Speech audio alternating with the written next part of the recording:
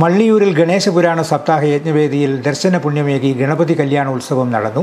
കേരളത്തിൽ ആദ്യമായി ഗണേശപുരാണ സപ്താഹ യജ്ഞം നടക്കുന്ന മള്ളിയൂർ ക്ഷേത്രാങ്കണത്തിൽ നൂറുകണക്കിന് ഭക്തരാണ് ഗണേശ കല്യാണോത്സവത്തിൽ പങ്കെടുക്കാനെത്തിയത്. ശരത് എ ഹരിദാസൻ യജ്ഞാചാര്യനായ ഗണേശ സപ്താഹ യജ്ഞം ഞായറാഴ്ച സമാപിക്കും. മള്ളിയൂർ മഹാഗണപതി ക്ഷേത്രത്തിൽ നടന്നുവരുന്ന ഗണേശപുരാണ സപ്താഹ യജ്ഞത്തിൻ്റെ 6ാം ദിവസമാണ് ഗണേശ വിവാഹ മഹോത്സവം നടന്നത്. രാവിലെ സിദ്ധിബുദ്ധി വിവാഹ പാരായണത്തെ തുടർന്നാണ് ചടങ്ങുകൾ നടന്നത്. ഭഗവാനെ പ്രത്യേക പീഠത്തിലിരുത്തി വാദ്യമേളങ്ങളോടെ എഴുന്നള്ളിച്ച് സപ്താഹ മണ്ഡപത്തിലേക്ക് ആനയിക്കുന്ന ചടങ്ങ് നടന്നു.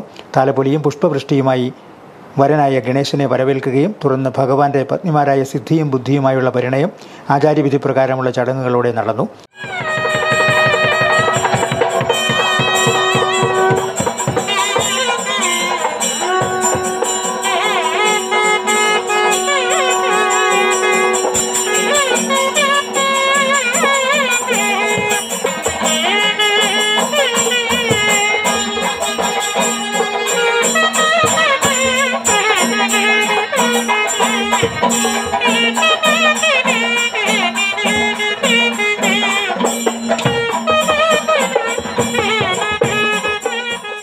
ഗണേശമന്ത്രങ്ങൾ ഉരുവിട്ട് ഭക്തരും ചടങ്ങിൽ ഭാഗഭാക്കായി.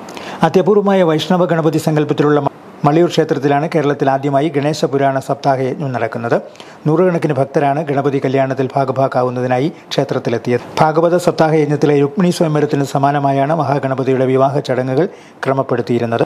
ഭാഗവത തത്വം ജീവിത സന്ദേശമാക്കിയ ഭാഗവതഹംസം മള്ളിയൂർ ശങ്കരൻ നമ്പൂതിരിയുടെ സ്വപ്ന സാക്ഷാത്കാരം കൂടിയായിരുന്നു ശ്രീമദ് ഗണേശപുരാണ സപ്താഹ യജ്ഞം.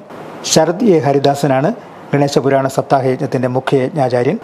ഞായറാഴ്ച ഗണേശപുരാണ സപ്താഹ സമർപ്പണത്തോടെ സപ്താഹ യജ്ഞം സമാപിക്കും. Star vision news, Ettumanoor.